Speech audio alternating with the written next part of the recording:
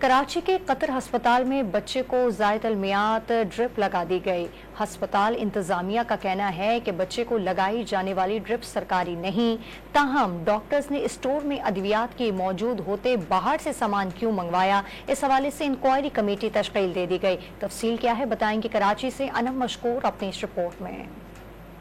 कराची के कतर अस्पताल में इतवार की शाम 10 साला बच्चे को डायरिया के सबब दाखिल किया गया। दौरान इलाज बच्चे को एक्सपायर्ड ड्रिप लगा दी गई। फरवरी दूसरा महीना और अभी आप देखें अभी 8वां महीना है, सही है। और ये आप देखें एक्सपायर कतर हॉस्पिटल में चलाया जा रहा है, आँख बंद करके चला रहे, कोई देखने वाला नहीं है इसको। वाकये की वीडियो वायरल होने के बाद MS कतर अस्पताल ने फौरी एक्शन लेते हुए इंक्वायरी कमेटी तश्कील दे दी। कतर अस्पताल के मेडिसिन स्टोर में मौजूद अद्वियात की मियाद दर्ज होने के बावजूद एक्सपायर्ड दवा अस्पताल में कैसे आई, ये इल्म किसी को नहीं। हमारे हॉस्पिटल की सप्लाई नहीं है, ना हमारा जो 85% के बजट से जो सेंट्रल प्रोक्योरमेंट कमेटी से आता है वहाँ से आई है, ना ये हमारी लोकल परचेज से हुई है।